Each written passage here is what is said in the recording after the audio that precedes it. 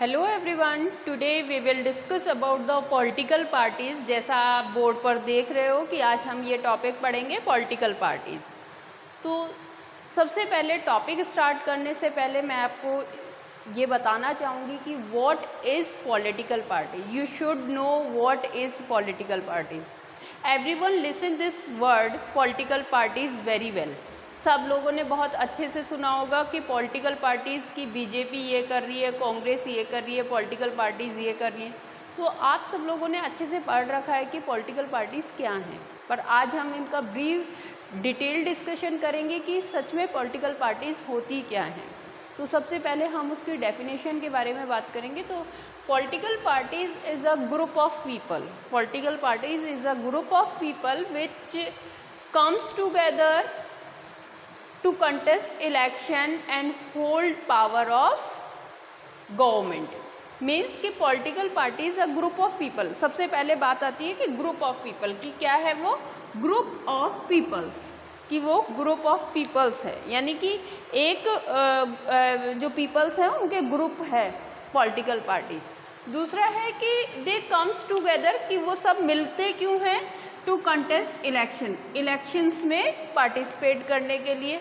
और इलेक्शंस में पार्टिसिपेट कर कर जब मेजॉरिटी शो होती है तो उनको मेजॉरिटी शो होने पर एग्जीक्यूटिव बनाते हैं, एग्जीक्यूटिव बनाने के लिए और एग्जीक्यूटिव में होल्ड करते हैं power of government. It means कि वो उनके जो काम है वो है contest election and hold power of government. अब पॉलिटिकल पार्टीज़ बहुत सारे एजेंडाज बनाती है। वो एजेंडा इसलिए बनाती है जिससे कि लोगों को ये क्लेम कर सके कि जो दूसरी पॉलिटिकल पार्टीज़ है उससे, अदर पॉलिटिकल पार्टी से हमारी जो पॉलिटिकल पार्टीज़ है वो ज़्यादा अच्छी है। Now political parties, we discuss about the political parties that it has 3 component. Political parties के कितने कंपोनेंट्स होते हैं? मोस्ट ऑफ 3 कंपोनेंट्स होते हैं। The first one is leader, second one is active members and third one is follower. Means कि जो political parties में सबसे पहले जो सबसे इम्पॉर्टेंट कंपोनेंट्स में सबसे पहले बात करें तो लीडर्स की बात होती है। जैसे अगर हम बात करें आज तो कांग्रेस की जो लीडर हैं, जो इम्पॉर्टेंट पॉलिटिकल पार्टीज़ है कांग्रेस के जो लीडर हैं सोनिया गांधी। ऐसे ही अगर हम बीजेपी की बात करें तो बीजेपी की अगर लीडर हैं तो अमित शाह हैं। तो these are the leader of political parties, जो पॉलिटिकल पार्टीज़ के लीडर हैं। Then second one is active members. Active members कौन होते हैं? जो रीजनल हेड बनाए जाते हैं, जो पॉलिटिकल एक्टिविस्ट होते हैं कि हर एक छोटी छोटी एक्टिविटीज़ में वो पार्टिसिपेट करते हैं और पॉलिटिकल जो एजेंडा होता है उसके लिए एक्टिवली वर्क करते हैं। तो they are called active members. Now next last one is follower, जो उसको उस पार्टी को सपोर्ट करते हैं। जैसे फॉर एग्जांपल अगर कोई XYZ अगर कांग्रेस को सपोर्ट करता है तो दे आर फॉलोवर, कि जो उसकी पॉलिसीज़ को सपोर्ट करते हैं, they all are follower. It means कि पॉलिटिकल लीडर्स, तो पॉलिटिकल पार्टीज़ में कितने कंपोनेंट्स हुए? 3। First one is leader, second one is active members and third one is follower. तो पॉलिटिकल पार्टीज़ की आई थिंक आपको समझ में आ गया होगा कि पॉलिटिकल पार्टीज़ की डेफिनेशन क्या है। पॉलिटिकल पार्टी एक ग्रुप ऑफ पीपल होता है, they comes together to contest election and hold power of government, कि गवर्नमेंट की पावर्स को होल्ड करने के लिए वो लोग सब एक साथ आते हैं, इलेक्शंस कंडक्ट करते हैं। अब नेक्स्ट जो इम्पॉर्टेंट थिंग आती है that is function of political party. तो बेटा अगर आप इस डेफिनेशन को गौर से पढ़ेंगे तो आपको यहीं से फंक्शंस निकल कर आ जाएंगे, आपको फंक्शन अलग से लर्न करने की ज़रूरत है ही नहीं। तो फंक्शंस ऑफ पॉलिटिकल पार्टीज़ की बात करें तो फंक्शंस में सबसे पहले बात करते हैं तो पहला फंक्शन तो ये हो ही गया कि कंटेस्ट इलेक्शन। पॉलिटिकल पार्टीज़ क्यों सबसे इम्पॉर्टेंट जो उनका वर्क होता है वो क्या होता है? कॉन्टेस्ट इलेक्शन, यानी इलेक्शंस करवाना। तो सेकंड क्या है कि hold power of government. Second function क्या हो गया? पावर्स को होल्ड करना और गवर्नमेंट की जो पावर्स हैं मेजॉरिटी अपने आप को विन करना, कॉन्टेस्ट इलेक्शन में विन होना, और विन होने के साथ साथ जो उनको मेजॉरिटी मिलेगी और एग्जीक्यूटिव जो फॉर्म करने का उनको राइट मिलता है उसके अंदर वो पावर्स को होल्ड करती हैं। यानी लेजिस्लेटिव में अगर मेजॉरिटी मिलती है तो आप सब लोगों को पता है कि वही पार्टी एग्जीक्यूटिव फॉर्म करती है, मिनिस्टर्स बनते हैं, और मिनिस्टर्स का means that is the government. अगर हम बात करें तो गवर्नमेंट के अंदर एग्जीक्यूटिव को जो मिनिस्टर्स वगैरह बनेंगे वो इसी में से बनेंगे। तो I think this is the two part. First हमें पॉलिटिकल पार्टी की डेफिनेशन, फिर उसके कंपोनेंट, और third one is functions of the political parties. अब कंटेस्ट हो गए इलेक्शंस। इलेक्शंस कंटेस्ट होने के लिए जो कैंडिडेट खड़े करते हैं वो किस तरीके से करती है पॉलिटिकल पार्टीज़। तो पॉलिटिकल पार्टीज़ जो कैंडिडेट खड़े करती है वो, तो जो पॉलिटिकल पार्टीज़ है उसका मेन फंक्शन है कंटेस्ट करना इलेक्शंस। अब कंटेस्ट करने के लिए, इलेक्शन कंटेस्ट करने के लिए वो डिफरेंट कॉन्स्टिट्यूएंसीज़ में अपने कैंडिडेट्स को खड़ा करती है और पार्टी सपोर्ट देती है, अपनी पार्टी आइडेंटिटीज़ देती है। जैसे अगर हम बात करें कि बीजेपी की तरफ से ये खड़ा हुआ है, इट मीन्स कि पॉलिटिकल पार्टी ने उस कैंडिडेट को उस पर्टिकुलर कॉन्स्टिट्यूएंसीज़ में खड़ा किया है। जैसे नरेंद्र मोदी की बात करें तो बीजेपी उसकी पॉलिटिकल पार्टी थी, आइडेंटिटी, और उन्होंने वाराणसी से इलेक्शंस किए, तो वाराणसी उनकी कॉन्स्टिट्यूएंसीज थी और वो वहाँ से अपने इलेक्शन कॉन्टेस्ट के लिए वो कैंडिडेट खड़े हुए। तो ऐसे ही जो कैंडिडेट खड़े होते हैं वो किस बेस पर होते हैं, तो उसके टू बेसिस हैं। या तो जो कैंडिडेट होते हैं उनको सेलेक्ट करते हैं मेंबर्स, और या फिर जो कैंडिडेट होते हैं उनको सेलेक्ट करता है पॉलिटिकल लीडर्स। तो पॉलिटिकल लीडर्स जो सेलेक्ट करते हैं वो इंडिया में होता है। जैसे इंडिया के अंदर जो पॉलिटिकल कैंडिडेट्स जो होते हैं कंटेस्ट करने के लिए इलेक्शंस, वो पॉलिटिकल लीडर चूज़ करता है।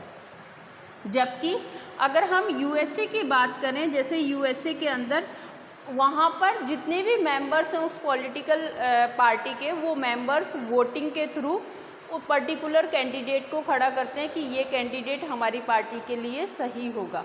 तो जो पॉलिटिकल लीडर्स और जो फॉलोअर्स होते हैं, जितने भी मेंबर्स होते हैं, एक्टिव मेंबर्स, वो वोटिंग के थ्रू जो सेलेक्ट करते हैं candidates, they are in USA. और जो पॉलिटिकल लीडर से बिना, पॉलिटिकल लीडर अपने सेल्फ डिसीजन से जो सेलेक्ट करता है, दे इन इंडिया। तो आई होप कि ये समझ में आ गया होगा आपको कि function of the political parties का first contest of election. Second जो इम्पॉर्टेंट फंक्शन है उसका वो होता है अपोजिशन, यानी रोल ऑफ अपोजिशन, कि जब वो इलेक्शंस कंटेस्ट नहीं जीत पाती तो अपोजिशन पार्टी के अंदर, यानी लेजिस्लेटिव के अंदर अपोजिशन में बैठकर पॉलिटिकल जो रूलिंग पार्टी है उसको ऑब्जर्वेशन करती है, और ऑब्जर्वेशन करने के साथ साथ वो वहाँ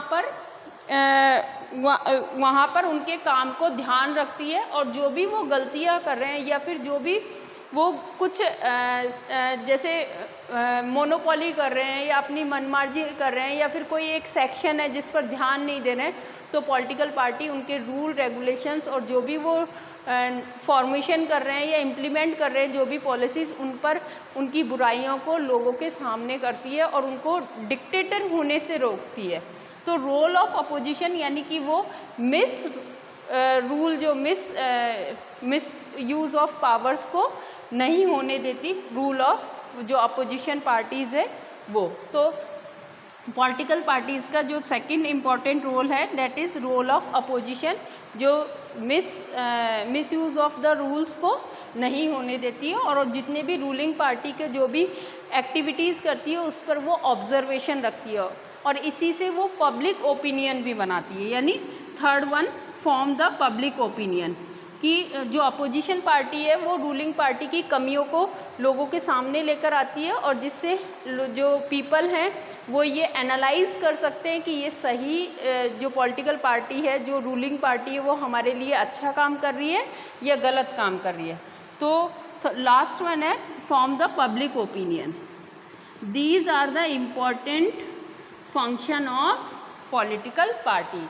सबसे पहले तो कंटेस्ट करती है इलेक्शन, दूसरा रोल ऑफ अपोजिशन करती है, form of the public opinion, form of public opinion, public opinion. तो these are the important function of the political party.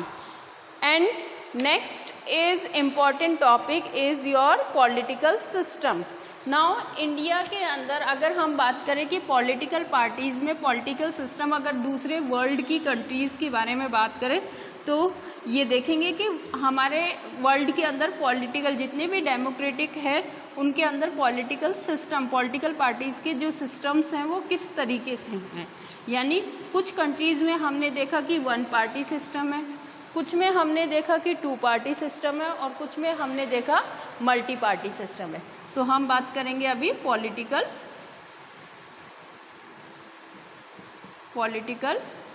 System. तो in the world 3 political system, political party system. First is one political party,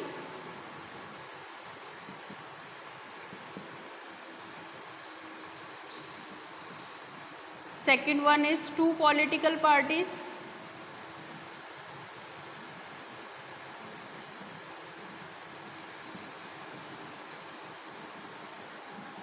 third one is multi-political parties.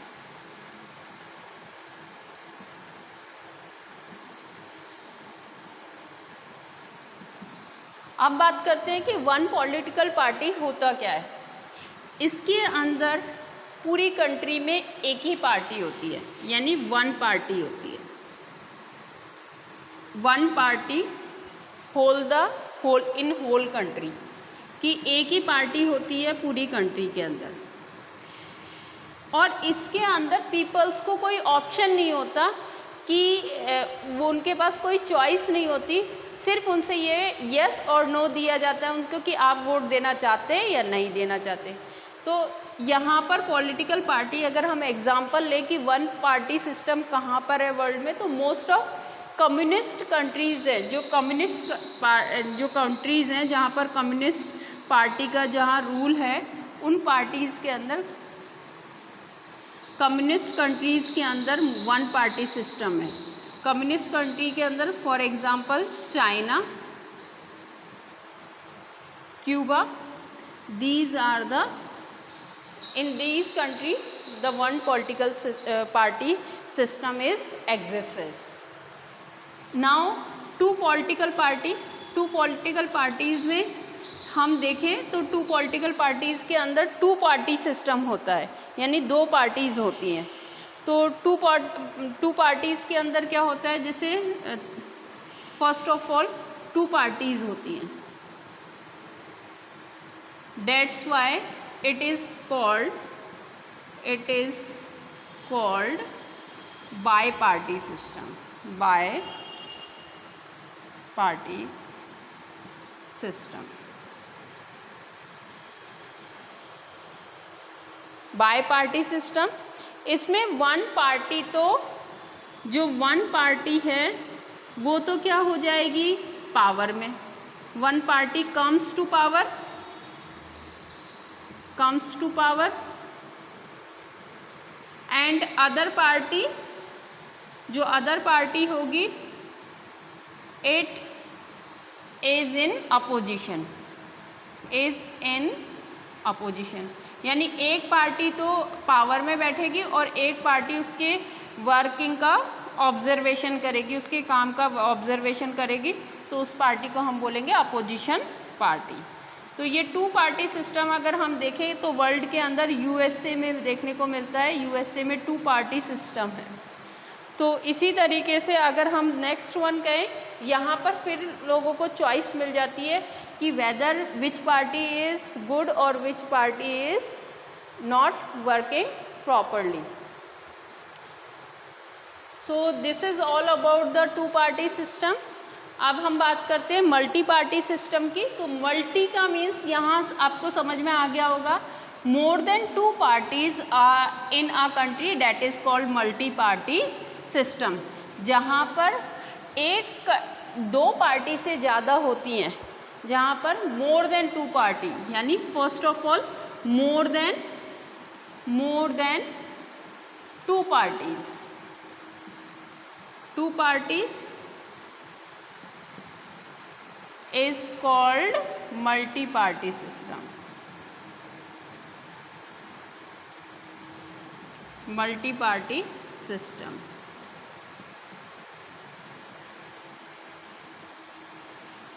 अब आप लोगों को देखो यहाँ पर सबसे ज़्यादा पीपल्स को चॉइस मिल जाती है, यानी यहाँ पर मल्टी पार्टी सिस्टम होने की वजह से यहाँ पर लोगों को चॉइस मिल जाती है अपने आप को चूज़ करने के लिए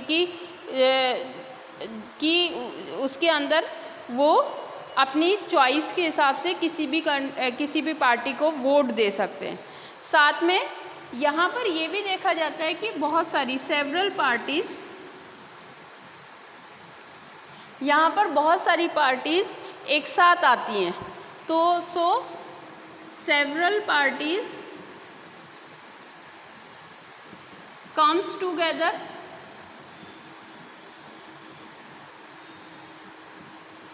and make alliances, और क्या बना लेती हैं वो? alliances बना लेती हैं, alliances और फ्रंट, अलाइंसेस और फ्रंट बना लेती हैं। जैसे अलाइंसेस पार्टीज़ वो होती हैं जहाँ पर एक पार्टी की कभी जैसे इंडिया के अंदर अगर हम बात करें तो इंडिया के अंदर कांग्रेस और बीजेपी ने अलाइंसेस बना रखी है। साउथ के अंदर कांग्रेस और बीजेपी की कभी सीट आती नहीं है, तो वहाँ की जो रीजनल पार्टी है और वहाँ की जो स्टेट पार्टीज़ है उनको कोलाइड कर लिया, यानी वो एक हो गई कि कुछ पार्टी तो जैसे बीजेपी में ऐड हो गई और कुछ पार्टी जैसे कांग्रेस में ऐड हो गई। तो इस तरीके से जो इन्होंने जो ग्रुप बनाया, जैसे जो बीजेपी ने जो अलाइंसेस ग्रुप बनाया उसको बोला जाता है एनडीए, नेशनल डेमोक्रेटिक अलाइंसेस, और जो कांग्रेस ने जो अलाइंसेस ग्रुप बनाया डेट इज़ कॉल्ड यूपीए। तो इस तरीके से जो अलाइंसेस बना देती है, अलाइंसेस का मतलब क्या होता है कि वो पार्टीज़ एक साथ ज्वाइन कर और उनका जो मेन मकसद होता है कि वो गवर्नमेंट रन कराएं, कि कभी एक पार्टी को मान लो मेजॉरिटी शो नहीं हो रही है सेंट्रल के अंदर, तो जो स्टेट पार्टीज़ हैं वो उसको सपोर्ट करेंगी और वहाँ पर जो गवर्नमेंट है, सेंट्रल गवर्नमेंट, वो रन कर सके, यानी वहाँ पर मेजॉरिटी शो हो सके, उसके लिए वो अलाइंसेस फॉर्म करती हैं। फॉर एग्ज़ाम्पल अगर मान लीजिए इंडिया के अंदर 542 सीट्स पर इलेक्शंस हुए, 543 सीट्स पर इलेक्शंस हुए, तो 543 सीट्स पर जब इलेक्शंस हुए तो इस इलेक्शन के अंदर मिनिमम यानी 250 यानी 274 सीट होना ज़रूरी है, 274 सीट्स होना ज़रूरी है, तो उससे मेजॉरिटी शो होगी, यानी मोर देन 274 सीट जिसकी होगी वहाँ मेजॉरिटी शो होगी। अब ऐसी कोई भी पार्टी नहीं है जहाँ पर मेजॉरिटी शो कर सके, तो पार्टीज़ क्या करती है कि अब मान लीजिए बीजेपी की यहाँ पर 150 सीट्स आई, अब कुछ स्टेट पार्टीज़ थी उनकी सीट्स आ गई, तो वो जो स्टेट पार्टीज़ थी वो बीजेपी की पार्टी के अंदर ऐड हो गई, सपोर्ट कर दिया इस पार्टी को। तो इन लोगों ने बीजेपी और जो स्टेट पार्टीज़ थी इन्होंने क्या बना लिया? अलाइंसेस। क्या बनाया उन्होंने? अलाइंसेस। तो इस तरीके से अलाइंसेस फॉर्म होता है। तो इंडिया के अंदर अगर हम एग्जाम्पल इंडिया की बात करें तो इंडिया के अंदर 3 अलाइंसेस हैं। तो अभी मैंने बताया जैसे फर्स्ट जो अलाइंसेस है वो किसने फॉर्म कर रखा है? बीजेपी ने। तो जो फर्स्ट अलाइंसेस है डेट इज़ एनडीए, एनडीए, जो किसने रन कर रखा है? बीजेपी ने। बीजेपी और स्टेट रेंज। तो एनडीए की फुल फॉर्म क्या है? नेशनल डेमोक्रेटिक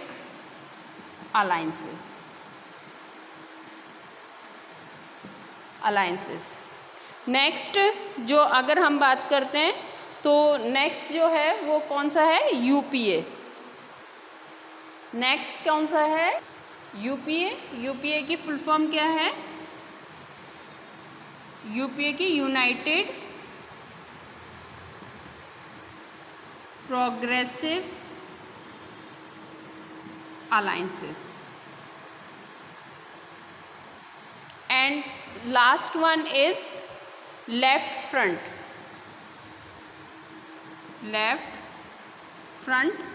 लेफ्ट फ्रंट में जो सोशलिस्ट और कम्युनिस्ट पार्टीज ने बना रखा है। किसने बना रखा है? कम्युनिस्ट पार्टीज ने।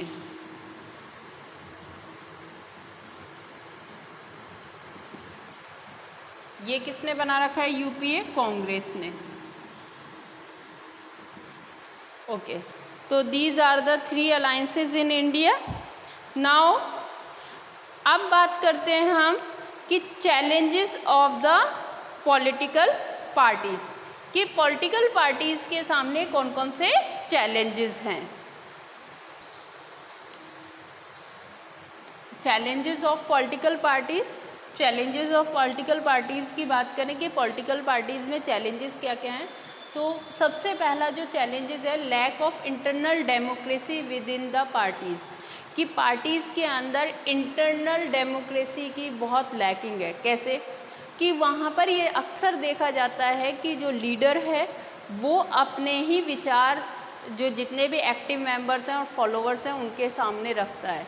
यानी जो मनमानी जो चलती है वो लीडर की चलती है, ना कि वहाँ पर एक्टिविस्ट जो मेंबर्स होते हैं उनसे पूछा जाता है या उनसे वोटिंग के थ्रू कोई भी इंटरनल जितने भी मैटर्स होते हैं उनको सॉल्व नहीं किया जाता। थ्रू लीडर के अपनी मर्जी से लीडर जो भी डिसीजन देता है उसके बिहाफ पर वो इंटरनल जितने भी इश्यूज होते हैं उनको सॉल्व किया जाता है। सेकंड जो इम्पोर्टेंट चैलेंज है वो है डायनेस्टिक सक्सेशन। डायनेस्टिक सक्सेशन का मतलब है कि हमने मोस्ट ऑफ इंडिया के अंदर ये देखा कि अक्सर जो पॉलिटिकल पार्टीज़ होती हैं वो अपने जो लीडर्स होते हैं पॉलिटिकल पार्टीज़ के, वो अपने बेटे को या बेटी को पॉलिटिकल पार्टी का फॉलोअर, मतलब आगे जो नेक्स्ट लीडर बनता है वो उन्हीं के फैमिली मेम्बर्स में से बनता है। यानी फॉर एग्जांपल अगर हम कांग्रेस की बात करें तो कांग्रेस के अंदर सक्सेशन बिल्कुल क्लियरली दिखाई देता है कि सबसे पहले देखो जवाहरलाल नेहरू, फिर उनकी बेटी कांग्रेस की लीडर रही इंदिरा गांधी, फिर उसके बाद में राजीव गांधी और राजीव गांधी के बाद में राहुल गांधी। तो ये देखा गया कि जो पार्टी है वो टैलेंट के बिहाफ पर अपना लीडर चूज़ नहीं कर रही है, बाकी अपनी जनरेशन की वाइज से वो नेक्स्ट सक्सेशन चूज़ कर रही है। अब आता है कि जो ड्यूरिंग द इलेक्शन जो थर्ड हमें उसका चैलेंजेस दिखाई देता है वो हमें इलेक्शंस के टाइम पर दिखाई देता है। हम इलेक्शंस के टाइम पर ये देखते हैं कि जो रिच पीपल होते हैं जो पार्टी को डोनेट करते हैं वो पॉलिटिकल पार्टीज़ की जो भी पॉलिसीज़ होती हैं उन पर बहुत इन्फ्लुएंस डालते हैं। और इन्फ्लुएंस के साथ साथ पॉलिटिकल ये देखा जाता है कि जो सबसे ज़्यादा डोनेट करता है पैसा उसको ही जो कंसिस्टेंसीज होती है कॉन्स्टिट्यूएंसीज होती हैं वहाँ पर कैंडिडेट को उतार दिया जाता है। यानी पुअर पीपल या मिडिल क्लास पीपल को कभी भी वहाँ पर नहीं कैंडिडेट को खड़ा किया जाएगा पार्टी की साइड से। जो पार्टी में सबसे ज़्यादा डोनेट देता है या रिच पर्सन है वो उसको वहाँ पर जो कैंडिडेट है पार्टी की साइड से वो इलेक्शंस फाइट करते हैं। अब देखा जाता है कि parties do not offer a meaningful choice to the voter, कि हमने देखा कि पार्टीज़ जितनी भी पार्टीज़ हैं उनके अगर देखा जाए बिहाफ, अगर इंटीरियर देखा जाए तो कोई भी पार्टी एक अलग तरीके से या कुछ डिफरेंट नहीं करती है। उनके कहीं ना कहीं उनके जो मोटो होते हैं, जो उनके इश्यूज़ होते हैं वो कॉमन होते हैं। यानी जो पार्टीज़ को अगर हम डिफ्रेंशिएट करें तो डिफ्रेंशिएट करना बहुत मुश्किल है। जो मोस्ट ऑफ पार्टीज़ है वो एक ही ढंग से चलती हैं। तो डायरेक्ट और इनडायरेक्ट जो वोटर्स होते हैं उनको चॉइस, मीनिंगफुल चॉइस नहीं मिल पाती है कि वो बिल्कुल कि ये पार्टी कुछ डिफरेंट करेगी। तो these are the challenges of the political parties. अब पॉलिटिकल पार्टीज़ को फॉर्म करने के लिए या इनको रिफॉर्म करने के लिए इलेक्शन कमीशन ने क्या रोल प्ले करती है, इससे पहले अब हम ये और बात करते हैं कि पॉलिटिकल पार्टीज़ जो है इलेक्शन कमीशन के बिहाफ पर किस तरीके से हम किसी पार्टी को स्टेट पार्टी रिकॉग्नाइज़ करेंगे और किस पार्टी को हम सेंट्रल पार्टी रिकॉग्नाइज़ करेंगे। यानी इलेक्शन कमीशन जो है वो 3 कैटेगरीज़ में पार्टीज़ को रिकॉग्नाइज़ करता है। तो फर्स्ट जो रिकॉग्नाइज़ करता है, फर्स्ट जो इलेक्शन कमीशन, वो होती है नेशनल पार्टीज़।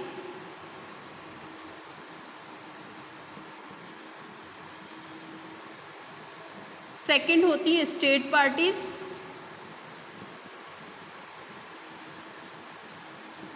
और थर्ड होती हैं रीजनल पार्टीज़।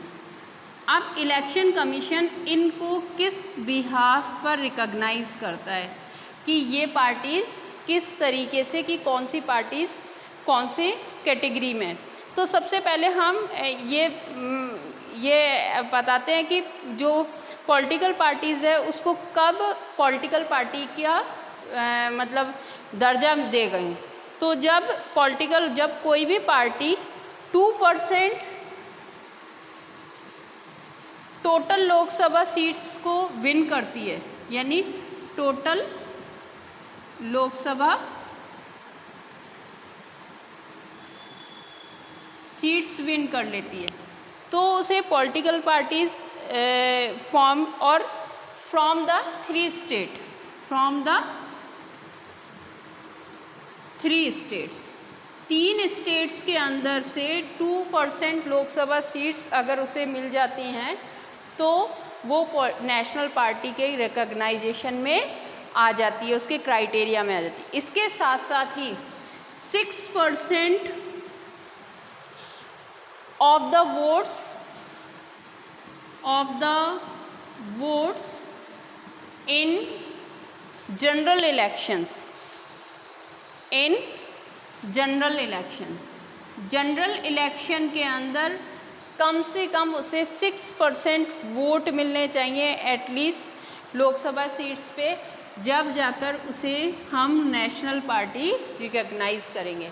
यानी 2% टोटल लोकसभा सीट्स पर 2% तो उसकी सीट आनी चाहिए और साथ में 3 स्टेट्स में आनी चाहिए। ऐसे नहीं कि वो जो 2% लोकसभा सीट है वो एक ही स्टेट में आ गई, तो वो नेशनल पार्टी के क्राइटेरिया में नहीं है। कम से कम 3 स्टेट में आना जरूरी है। और जितने भी जनरल इलेक्शन में कम से कम उन्हें 6% वोट मिलने चाहिए लोकसभा सीट्स पर, तब जाकर वो रिकॉग्नाइज होती है नेशनल पार्टी की।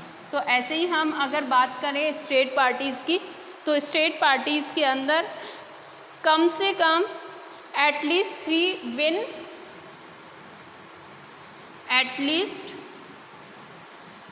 3 seats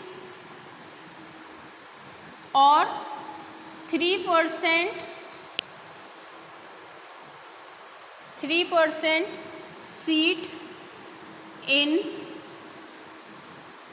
in state legislative assemblies.